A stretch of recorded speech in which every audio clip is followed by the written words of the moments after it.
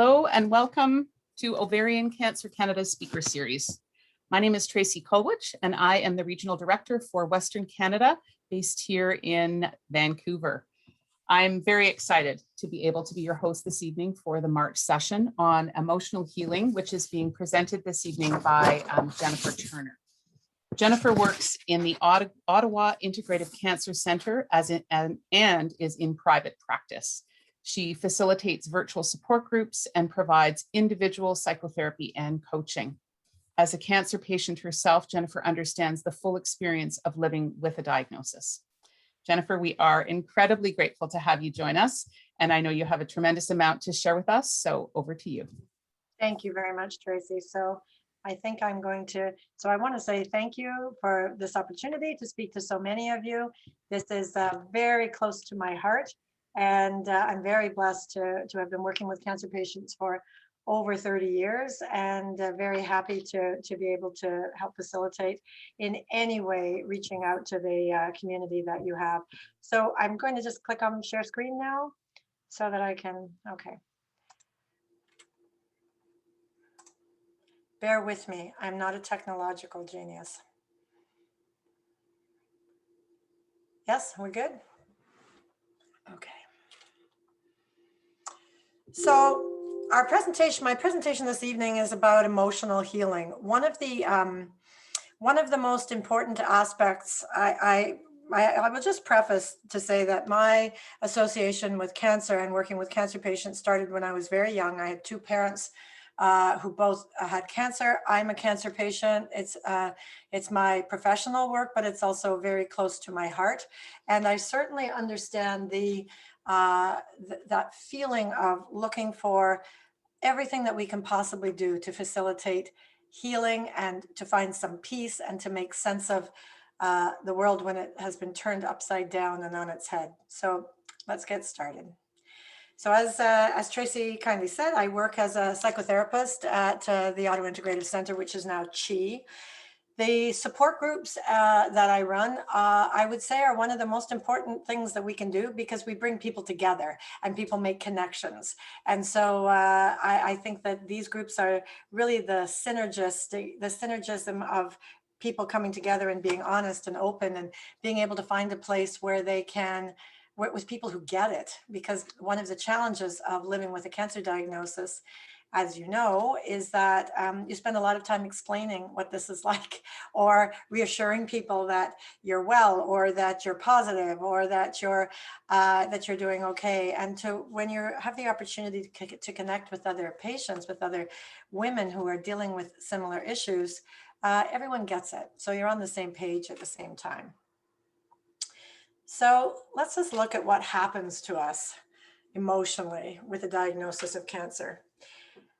I mean, it's almost an impossible ask, trying to juggle, trying to advocate for yourself, trying to navigate the healthcare system, trying to organize yourself, trying to manage all the other things that you have in your lives with this terrible fear and grief and learning how to live with this fear every day.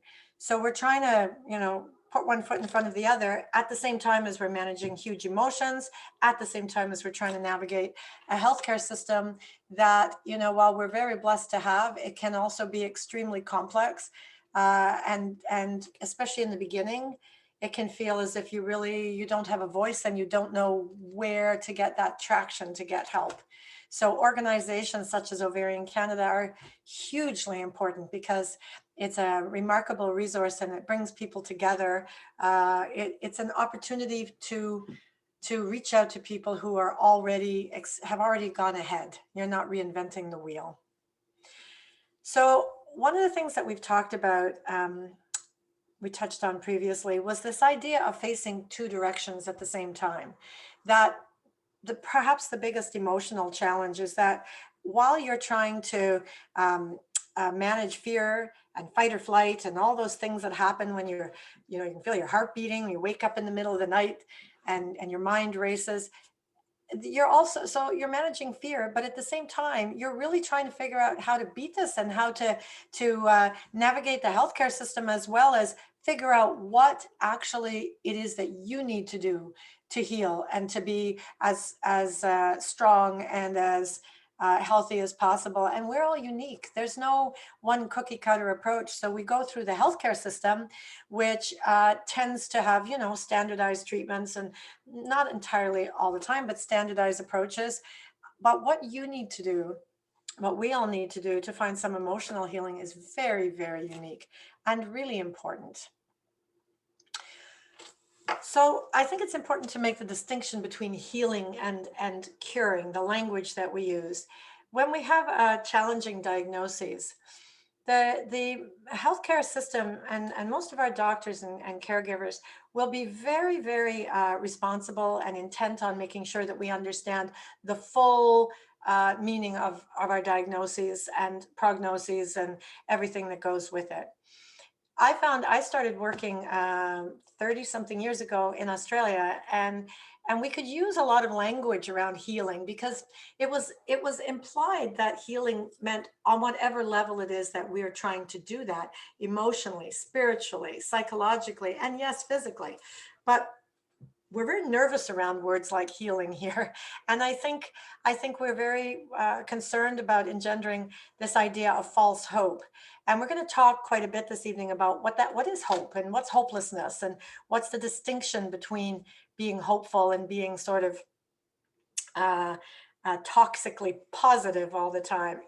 So from the moment I was diagnosed, I really knew that I would do everything in my power to be here as long as possible. It wasn't an option to have any other approach. I work in an integrative center, so I was able to access wonderful resources for supplements, for dietary changes, for exercise. And I knew, because of the work that I've done, that emotional healing for me was going to be at the core of what I did. I knew that I needed to do everything physically. I knew that, that this complicated analysis of why I got cancer, whether it's genetic, whether it's environmental, whether it's this synergy of my lifestyle, my just a fluke, just random. I don't know. But I did know that I had some significant work to do around the impact of stress in my life and how I had bottled up and processed emotions or not processed emotions. So there's an acknowledgement that we do everything that we can, but that some things are outside of our control. And I knew that emotional healing was where I needed to go to start to feel some balance in my life and some peace. And that has been the case. So even as I still navigate the healthcare system, I still spend time in the hospital, I do it from a much more healed place than even early in my diagnosis, where, it's traumatic. Any kind of cancer diagnosis is traumatic, and being in the hospital is traumatic. So to be able to have a more centered, to come from a more healed place was very helpful navigating hospitals and treatments. I think at the core of emotional healing is thinking about why we're here.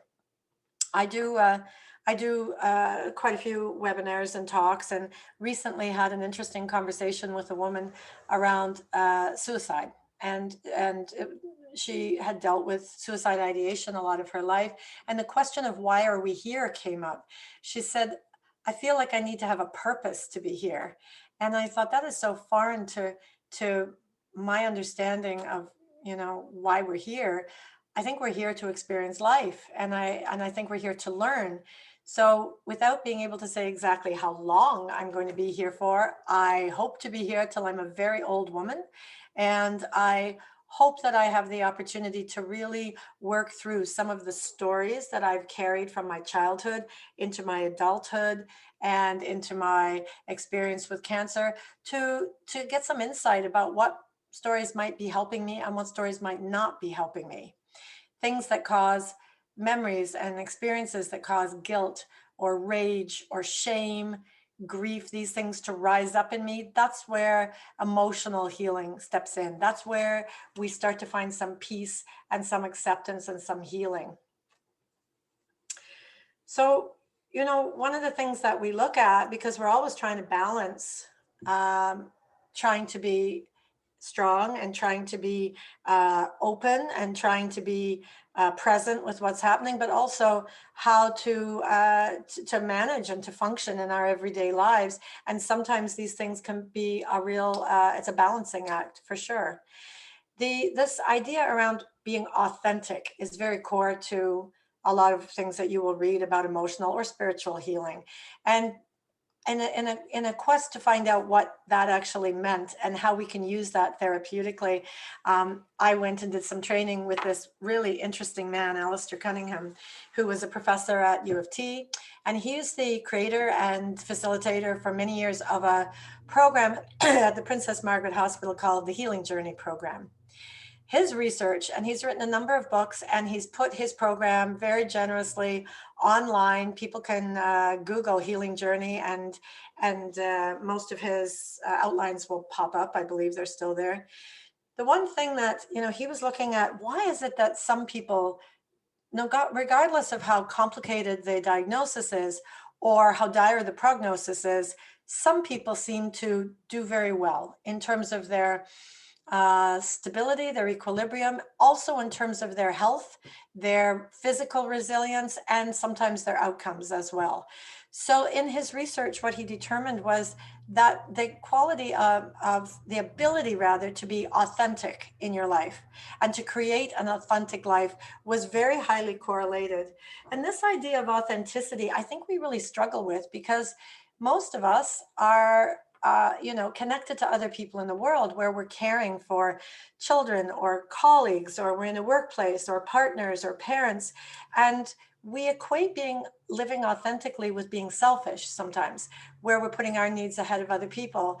I think that one of the benefits of doing some really solid emotional healing work is that you realize you only really have one job. That one job is to be you, to be fully you in this life. In terms of your cancer, to fully experience what this means for you and to be able to put in place the things that you need to do. Now, that doesn't mean that that isn't challenging. We have many practical challenges. But this idea about being authentic is about being honest and owning your truth. And I think the ability to state what's true for you without feeling that you need to defend it or you need to explain it, this is a miserable experience for most of us. We might as well use it as a catalyst for what we need to do with it. And taking this time to perhaps question whether or not some of the emotional heavy lifting that we do in our families and our workplaces for other people is really helpful. Making sure that everybody else's emotional needs are met, often at the expense of our own. I have a big family. I have 6 kids. I have grandkids. I work. I'm connected to people. I care about them, but I'm much better now at when something comes up thinking, is this good for me? Is this true for me? And if not, when I don't have to do something, or when I choose not to do something, not to get into long, lengthy explanations of, I wish I could, I just can't. The truth is, it's not good for me right now. I just say, no, thank you. I won't be able to do that. With partners, with children, definitely we have patterns in how we communicate. And we sometimes assume that people around us know what we need. It's stressful and traumatic for everybody. Nobody knows what anybody needs in this. So learning how to figure out, first of all, what's essential for you, and how do you still interact with the people you love and care about, and how do you do it in a way that's honest, but not defending what it is that you need, I think can be very, very helpful. So these 2 directions that we've been talking about, the directions of being clenched in fear and at the same time moving towards treatment or healing, these 2 directions, where they intersect is around transforming fear. And the things that scare us the most are usually where we need to do the most work. I find that people tend to naturally gravitate towards 1 or 2 approaches. When things are really scary, they tend to either become very absorbed with it. When they tell us not to Google how how ridiculous that is. Of course, we're going to Google. Of course, we're going to research everything we can. So, we become very absorbed with it. We move towards it. But then there's also the approach, which is, I'm going to do what I have to do, but I'm not going to be anymore. I don't want to think about it all the time. I don't want this to define me. I'm going to push it to the back of my mind as much as possible. And we kind of sometimes ping pong between those two approaches, which creates a tremendous amount of fatigue and stress. So it doesn't, there's nothing, this is such a profound experience. It doesn't serve me to try to distract myself from this. It doesn't work, but I can work with this fear, and I can teach other people and help other people to work with this fear so that their purpose, their work in this experience isn't just having people do things to you. It's you actually working with your fear, with your immune system, with your emotions, with how you handle stress, to be able to find some equilibrium in this experience. So some of the, really big obstacles to health and peace, we talked a little bit about fear. I mean, this fight or flight mechanism is a really important one to understand, because once we're locked into that, we're not able to sort of move sideways. We are like locked into, front and center. It's the reaction that comes up when our survival is threatened. So as if there was a saber-toothed tiger at our door. And many of us are locked in that, where you're not breathing deeply, where you're not digesting food well, where you're not able to sleep for months and months and months. It's not only, it's very hard to work with anything like that, but it's also hard to stop it, because cancer is one of those situations where the threat doesn't feel like it ever completely disappears. What you can work with is the fear response. The threat itself is a cognitive and a physical and an emotional reality, but we can work with what happens in our bodies. We can work with the somatic experience of trauma very effectively. Anxiety. I mean, I often get referrals from doctors, people in the community, for cancer patients who are experiencing anxiety and depression. Those are the two that I hear the most. And I cannot think of more healthy, normal responses to a cancer diagnosis than anxiety or depression. I mean, who wouldn't have those experiences? It's just whether we want to stay in that place. What do we do to work with that? What are the stories that we've told ourselves? And what is it that we can do physically, emotionally, and cognitively to shift that a bit, so that we can take a deep breath, and so there can be a bit more oxygen around it. Depression is a hard one. Depression is that feeling of hopelessness or helplessness and fatigue. It's a lonely experience, because we have people around us who love us and we want to be connected to them. But when you wake up, my time was 3 a.m. I don't know what it was. It was the witching hour for me. If I slept through then, I was fine. But if I woke up at 3 o'clock, every fear that I had for myself, for my children, for my husband, every fear that I had was just front and center. And I mean, I could taste it. It was such a visceral, terrible fear. And then what I couldn't understand is, at 8 o'clock, it wasn't there in the same way. It just sort of disappeared as soon as the sun came up. That very taste your feelings visceral fear was not the same. So that sort of taught me that, well, it shifts. It doesn't stay the same. If fear can ebb and flow like that, just in that matter of a few hours, that means I can work with it. And not in the way of eliminating it, but in the way of, well, what am I going to do with this? Well, how am I going to channel this in a way that it energizes me instead of paralyzing me? I think perhaps that one of the most overwhelming underlying emotions with a cancer diagnosis is grief. And grief often looks like many other things. Grief can look like anger. Grief can look like irritation. Grief can look like frustration. It can look different with all different people, with many different people.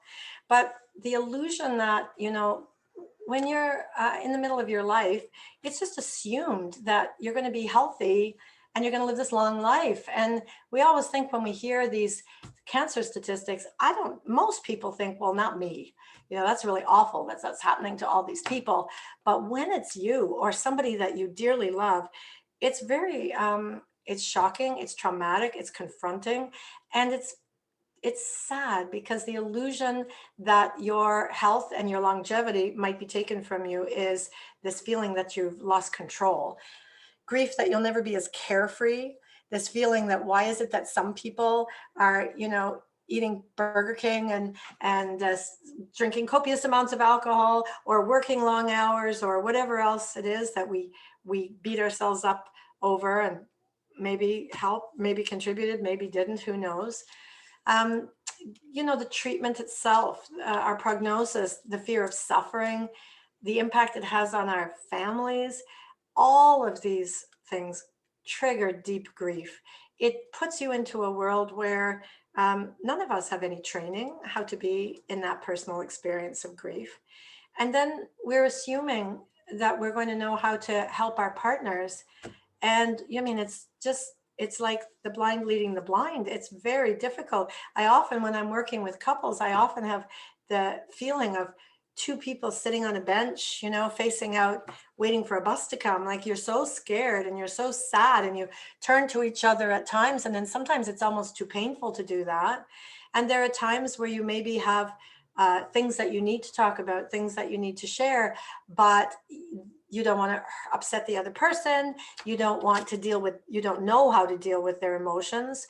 So I think doing some grief work is an extremely important aspect of emotional healing.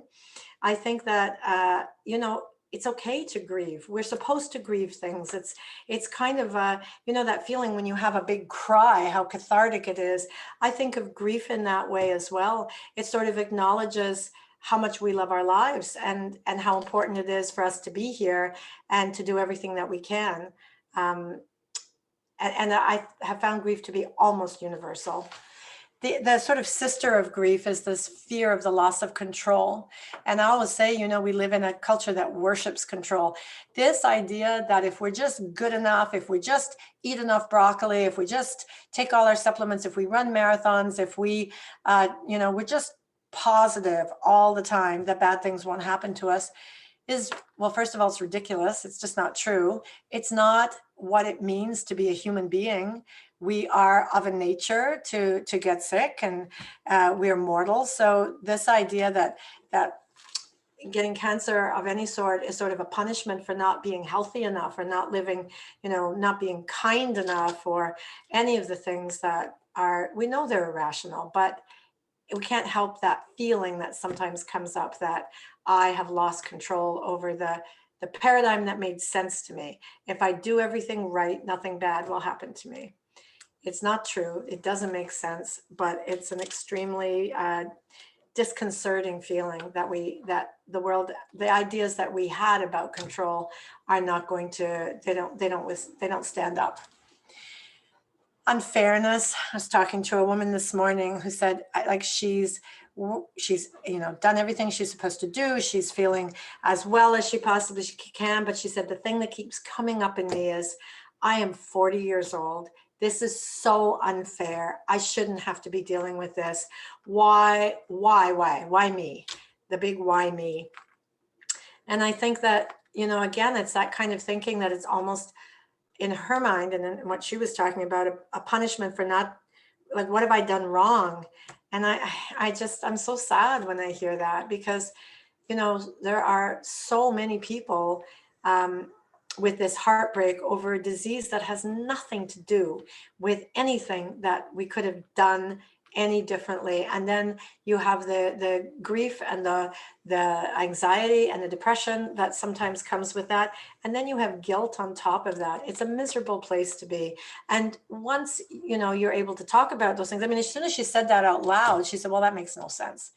It didn't make any sense, but it was her emotional reality. So what we have to understand is that when our emotions are bottled up and they're not shared and they're not expressed, often they never get the light of day or enough oxygen around them to go, hang on, maybe I'm being too hard on myself, or to see it reflected in another person's face, another woman who's dealing with this, a close friend, a loved one, a therapist, a doctor, to have them say, you know, that makes no sense, but it's where you are right now, and I'm so sorry.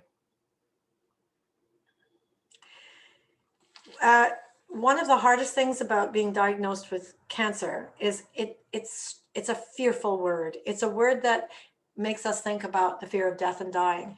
And we live in an extremely death phobic, disease phobic culture. We don't talk about the vulnerability of being human, of being of cancer, of being afraid of being sick. We don't talk about dying at all. I mean, I look at our young people and I think, why don't we talk about death and dying? We talk about, we talk about everything else as parents. Even we talk about, raising children. We talk about careers. We talk about buying houses. We talk about retirement. We talk about money. We talk about RSPs. But one of the things that every single one of us is going to have to come to terms with at some point, we don't talk about that. So when you're diagnosed with a life-threatening disease, it's lonely. It's a fear that comes up, and there's really nowhere to go with it unless we have opportunities like this to share and to talk about it. This fear, it's almost another thing that we have to push down into our bodies, which we know doesn't work very well. We don't want to put that on other people. We realize other people don't have the skills to deal with it. And it's an interesting aspect of how we walk through the world with this disease. I vowed early in my diagnosis that I would be fairly, and to be honest, 2 of my children absolutely demanded that of me. I have 6 kids. 2 of them said, I want to know everything as you know it. I want to know it. And I thought, okay, we'll see how that goes. And then 2 of them, I could see it just totally broke them it was too hard. It had to be in little pieces.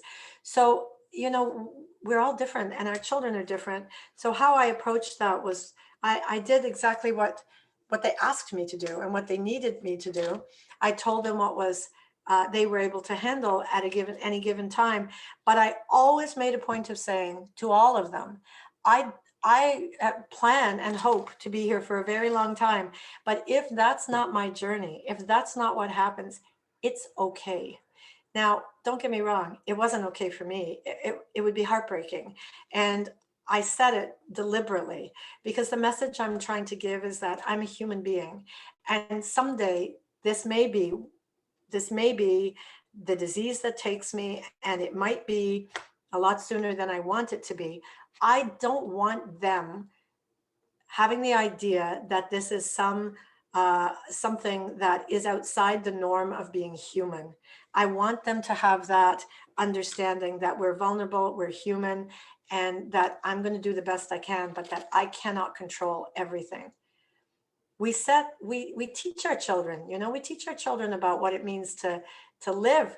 We have to teach them about what it means to die as well. Many of you have heard about Kelly Turner. Her book is called Radical Remission. And I wanted to just draw attention to the fact that she talks about 9 key factors for radical remission.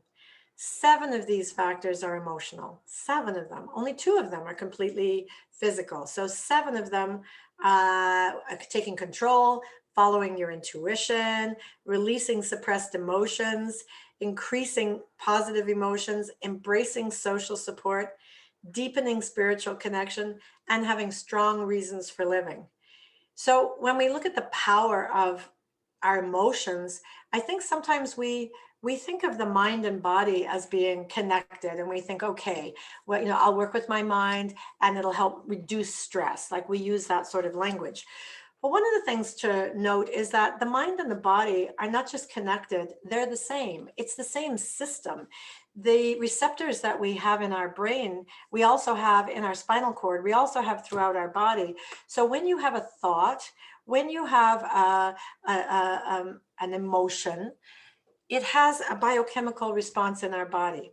Now, don't get me wrong. That doesn't mean that every time you have a thought of fear, cancer cells are popping up all over your body, which is a fear that a lot of women have, a lot of people have, that stress or fear or, I have to get this under control because it's not good for me. It's not good for you to not be authentic. It's not good for you to push these things down in your body. Dealing with them is actually very cathartic. And you can see even in her list, the list of the material in Kelly Turner's book, when she talks about releasing suppressed emotions.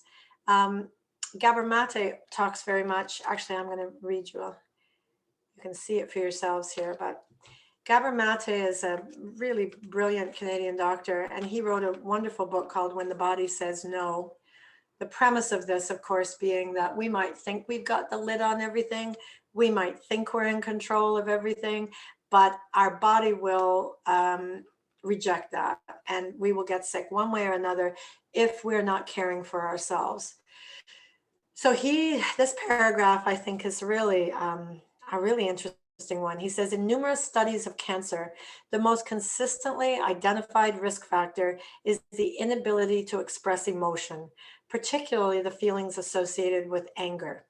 The repression of anger is not an abstract emotional trait that mysteriously leads to disease.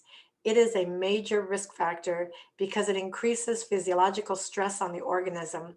It does not act alone, but in conjunction with other risk factors that are likely to accompany it, such as hopelessness and lack of social support. The person who does not feel or express negative emotion, in quotation marks, will be isolated even if surrounded by friends because her real self is not seen. The sense of hopelessness leads to helplessness since nothing one can do is perceived as making any difference. The pushing of emotion down into our bodies, when I was diagnosed, I went, a year after I'd been diagnosed, I'd had all my surgeries and treatment, and I went on a big healing retreat. And I have a friend who has worked with cancer patients for many years, who's a nutritionist, and I contacted her and said, I need help with nutrition. I need you to tell me what to eat. And she said, that's not going to be the issue for you. The issue for you is going to be rage, suppressed rage. And I laughed. I said, I am the least angry person I know. I have no rage in me at all. I have processed all this. Anyways, I went away and did this healing retreat. And what came up for me was a tremendous amount of rage. I didn't even know was in my body. Sorrow as well. But this rage was, having a lot of kids, having work, having husband, having a life where I touched on the phrase doing the emotional heavy lifting. Women tend to rescue other people from their emotional difficulties or challenges. We tend to take on a lot of the emotional baggage or stress or challenges from the people that we love. We also tend to swallow a lot of rage or reactions to things that have happened as children, as young people, as young women, as new partners. We talk about the A personality, which is the one we associate with heart disease, cardiac events, which tends to be this explosive, kind of angry, red in the face personality. But the C-type personality, the Cancer personality, is the opposite of that. We tend to be the people who are always making things okay. I'll fix that. Don't worry about it. We tend to smooth things over. And we think that we don't carry in our bodies the remnants of that. My experience was that I had a river of that running through me. And once I was able to process that and see it for what it was, the difference in how I felt within my own body was amazing. I think then it can't be a very healthy environment when you have all that emotional work to do or blockage. So it's important. It's an important aspect of our healing. So when we look at what emotionally centered psychotherapy can do, it connects people. It allows people to come together who can share knowledge, who can share experience, who can comfort each other, who can be real with each other. And there's a sisterhood that's created of other people who are sharing the vulnerability of what it means to be human, to be scared, and then also to be resilient and to be courageous and to be powerful and to find out and be able to have conversations and to share this feeling, this life affirming drive that charges all of us at different times. Although we lose the feeling of it sometimes. We can provide support. We can hold a space for how overwhelming this is. Young woman said to me last week, I just feel awful because it's all I think about and all I talk about, and the people around me are getting sick of it.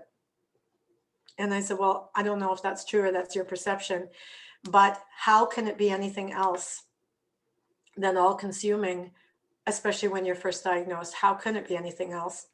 So when you come together with other women who are experiencing that, you never have to explain why it's all encompassing. This interconnectedness of mind, body, and spirit.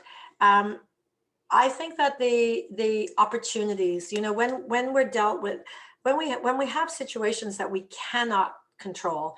I mean, when I was first diagnosed and going in and out of the hospital for treatment, it was like, I felt like I was taking my body in there and I was taking my body out. I didn't want to be there. I did everything in my power to, I listened to music. I always had things to read. I didn't want to be in that space at all. I knew that I needed to be. And I felt weak and I felt physically unwell. And then I realized that the thing that I could really still embody and push into, and where my growing edge was my spiritual connections. I'm a very agnostic-y person, but I felt that I needed to figure out what's bigger than me. Like, I can't just be the sum of my bodily parts, because this isn't enough for me right now. I'm scared and I'm sick, and I need to have a better understanding of whatever my spirituality is. And that became a really rich and interesting and important part of my healing. So there's an opportunity for that as well. I think learning how to live with uncertainty. The support group that I run through the OICC every second week is called Living with Uncertainty. We looked at all sorts of other names for it. And I said, the thing, we could talk about early diagnosis. We could talk about challenges of treatment. We could talk all about this. But the reality is, from the moment you're given that diagnosis, for the rest of our lives, we're dealing with this uncertainty. And the key for me was to work with the concept of uncertainty in the first place. I mean, that's where the Buddhists do this really well. If you look at Pema Chodron or Thich Nhat Hanh, the idea that everything is uncertain and everything is shifting anyways is a useful paradigm to superimpose over the cancer experience, to try and understand how to work with that. I think that we learn how to live in between the spaces, the in between scans, in between diagnosis and treatment, and then treatment and side effects, and then the scans. That feeling when you have a scan coming up and it just feels like you're hoping to not hear any bad news, because everybody's sick of hearing bad news. If you're on this webinar and if you're in this organization, you've got lots of bad news up until now, so you really don't want any more bad news. And then there's the jubilation when the scan is over, everything's stable or clear, no evidence of disease, or stable, or treatment is working. You feel like you get your life back again for another, whatever it is, 3 months, 6 months. And a lot of people really live their lives in the spaces between their scans. It's okay. It's I wish we didn't have to do that, but at least your nervous system can shift a bit when you're past that awful scanxiety time. So let's talk a little bit about hope and positivity. So when we talk about the tyranny of positivity, it's that forced pressure to be upbeat, to be positive, to be always, glass half full, to be not sitting in the emotions of fear or sadness. It's impossible to do that. It's an impossible standard. It's the opposite, actually, of what real hope is. Positivity is this kind of toxic, fake being okay because everybody wants you to be okay. And to be honest, it can also be an act of love that we put that on for the people around us, because it's hard for us to see people we love suffering and scared for us, and for what it means for our families. So there's a place for making an effort for other people, but it cannot be, when you're emotionally healing, when you're trying to live an authentic life, it cannot be where you live. It can't be that that's the only floor your elevator is allowed to go to, because it's exhausting, it's not honest, and there's no healing or breathing really allowed in that place. I think I wanted to touch again this idea that if we are negative, if we have real emotions or fears, that it's going to add to the stress of our minds and our bodies, and cancer will progress. There is nothing more stressful than faking emotions and bottling up our deepest emotions. Nothing is more stressful on our bodies than that. I mean, that's what causes migraines. That's what causes, one of the things, that's partially what contributes to anxiety, to extreme anxiety. The more we push things down, the worse our anxiety gets. It's like having a closet, and a child being afraid of what's in that closet. And you turn on the lights, you take everything out, even if it's stuff that you don't love, it relieves a lot of fear because you're able to deal with what's really there. Just being honest about emotions helps to alleviate some of that clenched, stressed feeling of locking it all down and pushing it down in our bodies. So this idea that attitude is everything, honestly, it makes me so angry when I hear this. The top of this slide is attitude everything? I know that every one of you listening will know that it is not everything. I'm not in any way discounting the value of resilience, courage, and real hopefulness. But this idea that just by staying positive, everything else will fall into place is very disrespectful. It's disrespectful to all the women and men who've been forced to live with cancer. Clearly, it's not true.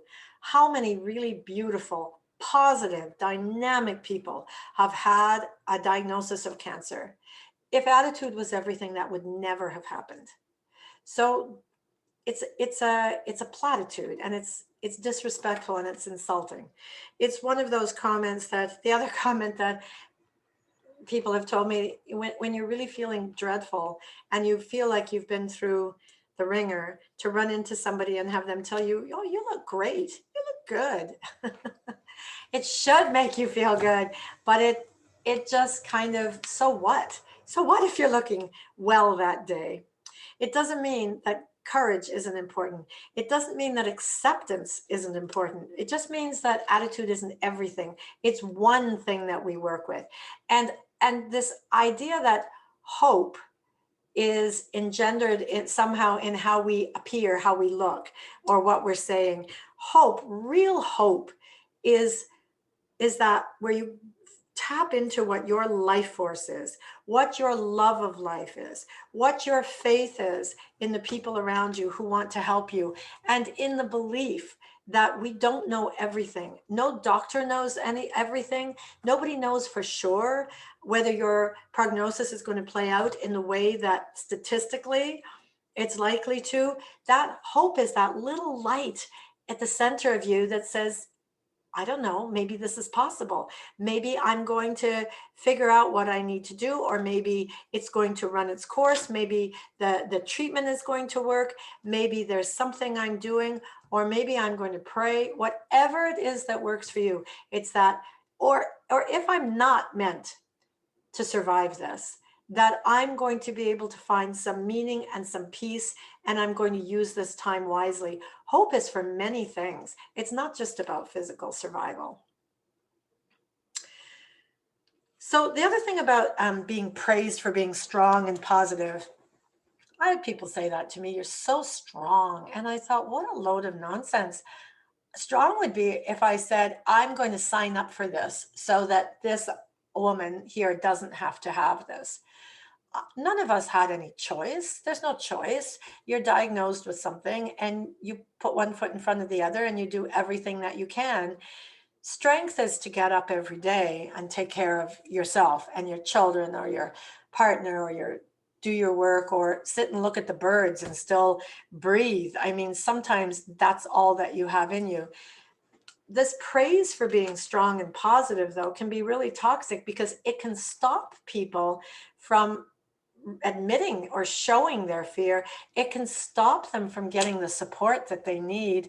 And it can stop them then from doing the work to process that fear, to get to a place where they ever feel any kind of peace.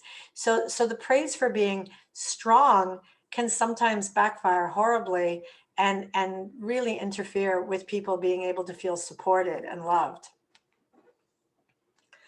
I think the other thing that we don't talk about when we say our society is death phobic and disease phobic, we don't actually really support people to be in despair either.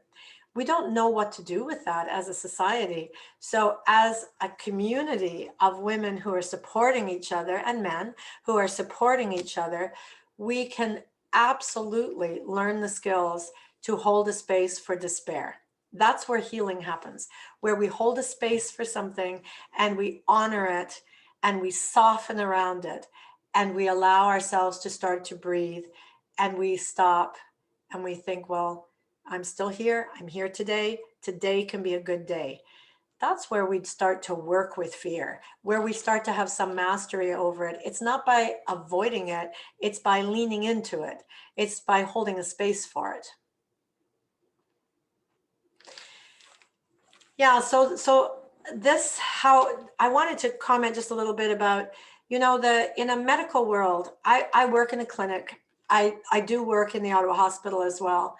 And I work with patients who usually have a foot in, they're doing integrative work, they're doing mostly allopathic medical care, maybe some counseling, maybe some spiritual work, but they're, this is our mainstream approach to healthcare. The focus is often on, well, obviously, avoiding disease progression, but on pain and symptom management. We're looking at the physical. And often when we're in a really critical time in our sickness, emotional work is discounted. It's like, well, do that if you want, but it's not going to do any harm. Or it's referred to in terms of coping. I get a lot of people asking for tools to cope better. And I think, well, that's a really great start, because some of us, like, sometimes that's all we can do. We're just coping. We're just getting through the days and trying not to be exhausted and trying not to fall into despair and trying to find hope. So sometimes coping is absolutely all we can do. But I know that we can do more than that. I know that we can learn through this. And I know that we can use this experience as a catalyst to do some really incredible emotional work, to really figure out who you are in this life, in this body, on this planet now, and sort of and sort of work beyond the physical, so that there's less pressure on it just being one approach to health and healing. It takes a lot of emotional energy being hopeful, trying to inspire ourselves every day, trying to find that, little flicker of light when the day seems dark and difficult. It takes a lot of emotional energy, and it's exhausting. So even when we're physically well, even when treatment's going well, emotionally, it is an absolutely exhausting experience. And I often hear people feeling very guilty about being exhausted. There's no reason.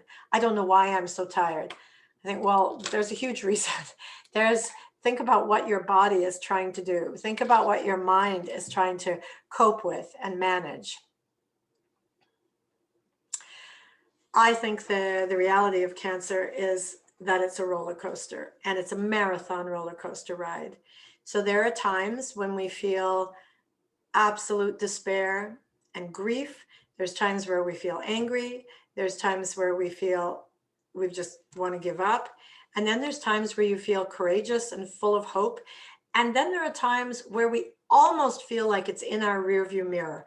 Not that it ever completely is, because there's always that little frisson of fear, but where it can be enough, it can fade into the background enough that it's not front and center in how we're living our lives.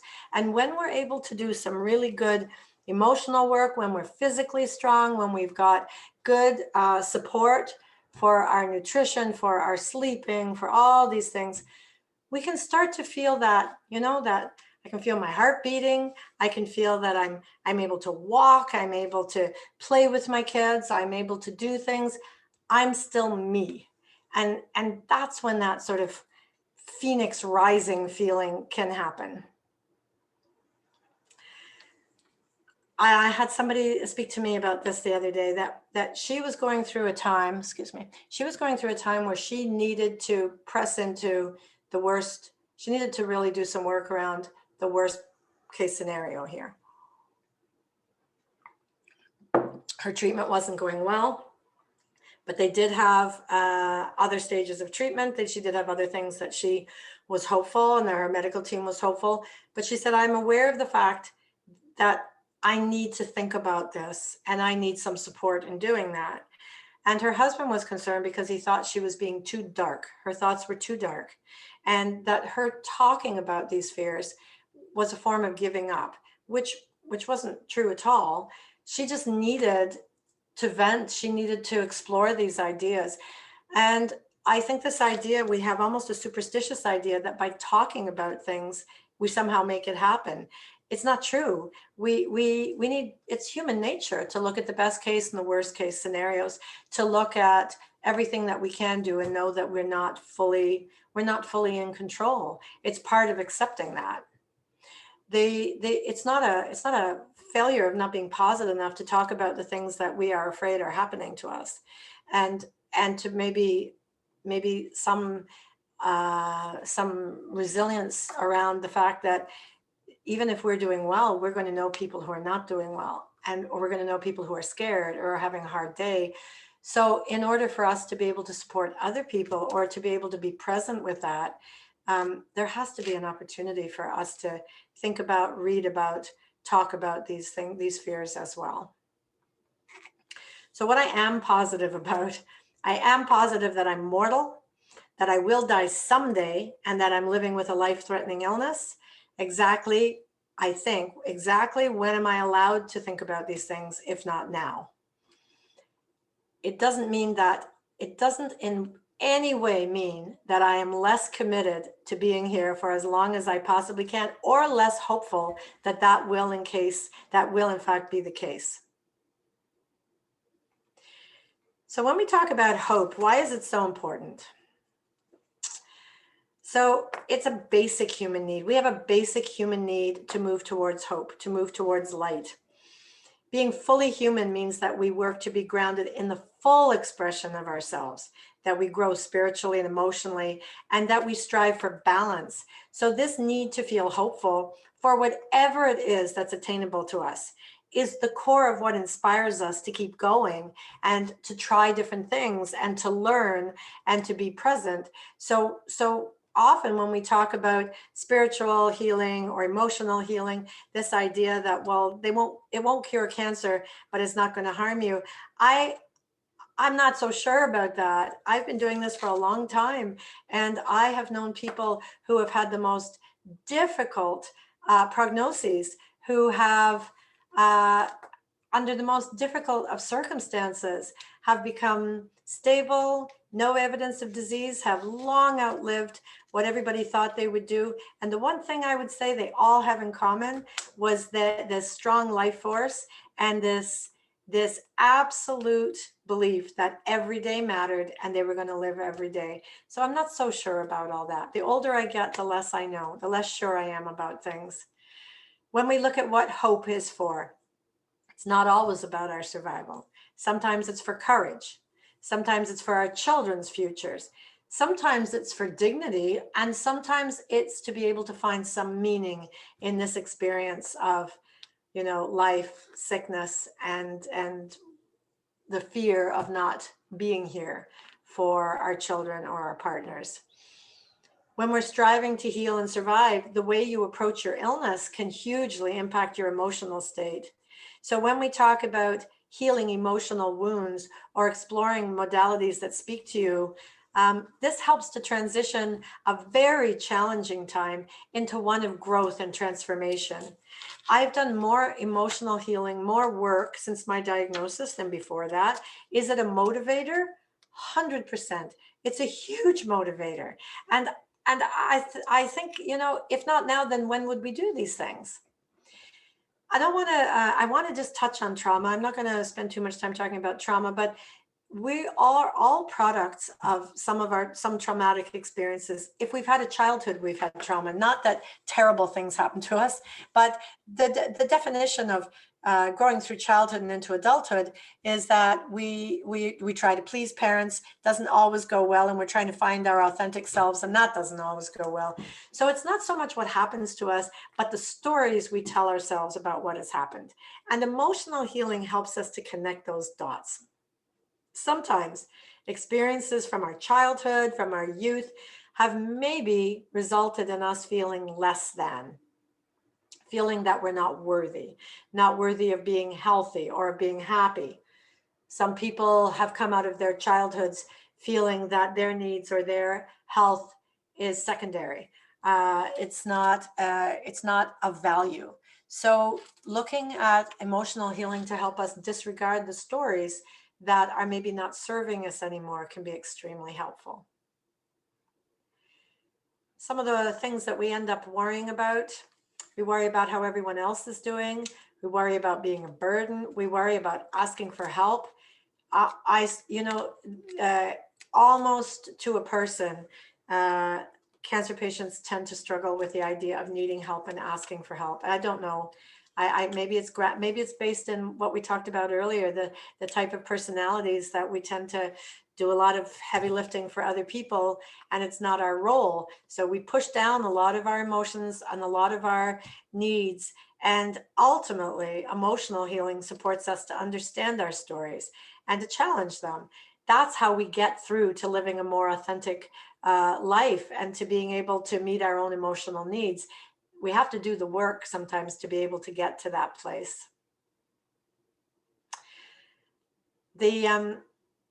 When I was talking about people's attitudes, previously, that attitude isn't everything. And then we have the sort of paradox of people who seem to have this, they just keep going.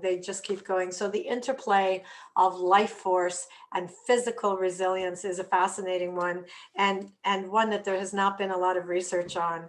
I'm always curious as to why we don't research more the people who have done, extraordinary things, even with the most difficult of prognoses. Why do people go into spontaneous remission? Why does that happen? We always have some other, the chemo kicked in, or this happened, or that happened. I think we should know, we should be more curious about that. I have seen many people heal childhood traumas, reconnect. I've seen people heal heartbreak, and sometimes that correlates with doing better physically, feeling better physically, having a better quality of life, feeling that their emotional connections are stronger. Those are the things that I think, okay, I don't have control over those, but I can contribute greatly to them. This feeling of hopelessness, a lot of emotional work is to try and work with hopelessness and to keep it at bay. Hopelessness sets in when we're afraid that we're running out of options, or when we are only working with a medical model, when we're only working in this kind of evidence-based scientific world, which is, thank God for it, and it's where we live, and it's is a blessing. We also need to sometimes find other things outside of ourselves, or outside of that, to lift us up, to be able to wonder about other approaches. And that's where spirituality sometimes, it can be very helpful. In cultures where spiritual beliefs help to balance the challenges of physical illness, people have another skill set. There's another language to work with. And even over all these years, my most atheist, agnostic patients, they're still able, when you do the work, to find hope or solace in the interconnectedness of things, internet connectedness of us to each other or to nature or to ourselves. At the end of the day, it's looking for how are we greater than the sum of our physical parts, because that's not always working out terribly well. So the other thing that we do with emotional healing is we clear away a lot of the insignificant stuff, the stuff that just doesn't serve you anymore, the things that maybe mattered or seemed to matter a lot previously, but now are not, whether or not you're sending out a thank you card or you have a new kitchen, or doesn't make a whole lot of difference. I've watched patients sometimes, as their physical confidence has diminished, their spiritual or emotional selves seem to grow exponentially. Maybe you have more time, maybe you have more motivation, maybe it's a necessity, but emotional healing provides us with a sense of something that's thriving at times when it doesn't feel like anything is thriving. And our concept of time is hugely changed. It's hugely impacted. We maybe took things for granted that we now never take for granted. Maybe we're reevaluating how we spend our time. People who said, I'm planning on, I want to live till I'm 90 or 100. Now I hear a lot of people saying, well, I'd like to see my children grow. We think of time in terms of how long we're here for the people around us and for our lives, not so much in terms of years. I would like to be here to be a very old woman, because I want to see my children and my grandchildren. And whether that happens or not, that's my intention and that's my prayer. I think of cancer as a process. It took years and years probably to develop this disease, I'm told. And I'm really trying to stop this and reverse this cancering. I don't think of it as black and white, healthy, not healthy. I think that for me personally, that doesn't help, that doesn't serve me. I think of cancer as information. This meant something was terribly off balance, and I need to work with every modality that I possibly can to allow my body to heal in every way it possibly can. But it's a process. So when I look at what I want and what most of my patients want and what most of the people I've met want, they want to have a team of people around them who believe that we are still learning things about how to treat cancer, about healing. I think that most people want their team, their people around them to be honest and respectful and understand that we're not statistics. These survival curves, they're averages, they're statistics. And I also want to know that if I absolutely cannot heal my body, I can heal my spirit. There's still work that I can do that's really important.